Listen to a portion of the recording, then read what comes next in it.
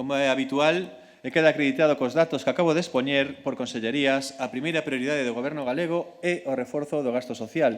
Así, para o ano 26, este chega aos 10.587 millóns de euros, o máis alto de todos os orzamentos da comunidade autónoma, e aumenta en 321 millóns de euros, un 3,1% fronte á media do 2% do orzamento.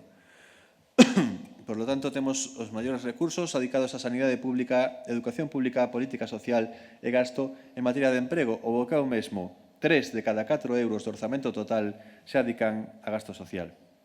Seguindo cos beneficios fiscais, pois non todas as deduccións impositivas esgotan o volume dos beneficios fiscais, sino que o volume dos beneficios que se inclúen no orzamento recolle todos os ingresos que a Xunta de Galicia prefire deixar de ingresar para que revertan principalmente nas familias e nos fogares. Como veremos logo, teñen unha componente social moi importante e que se engaden ás anteriores rebaixas impositivas.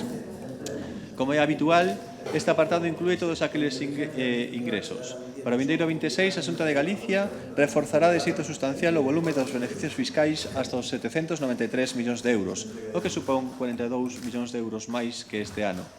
É un aumento de 321 millóns de euros nos últimos 5 anos.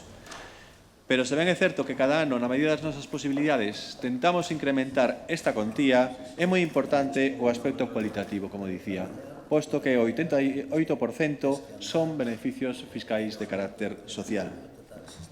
E, ademais, reitero o dito en anos precedentes, non só optamos ou eleximos beneficios fiscais polo seu número de beneficiarios, senón que moitas veces tamén polo seu incentivo pola calidade, non pola cantidade que se precisa para un determinado colectivo.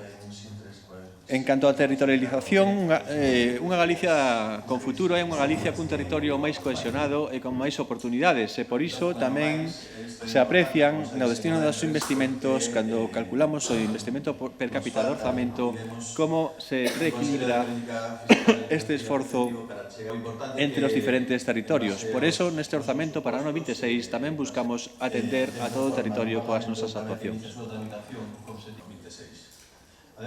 Así, as provincias que reciben maior volume de gasto son as da Coruña e Pontevedra.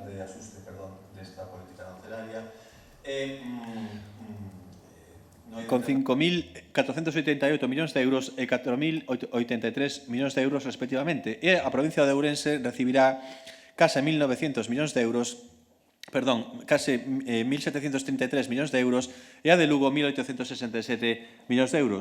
Pero se analizamos este esforzo investidor per cápita, para analizar como contribúe ao equilibrio territorial, a converxencia, tal e como vimos co PIB per cápita, cando falábamos de economía en xeral, con esta estrategia, as maiores con maior gasto per cápita siguen sendo as dúas provincias interiores. En este ano experimenta un importante incremento a provincia de Ourense, que case chega aos 5.700 euros por habitante, unha cifra case 500 euros por habitante superior á do ano pasado. Tamén está Lugo con 5.754 euros por habitante, e logo están as provincias atlánticas, Coruña, que neste caso baixa, respecto ao ano pasado, para quedarse nos 4.873 euros por habitante, e Pontevedra con 4.308 euros por habitante.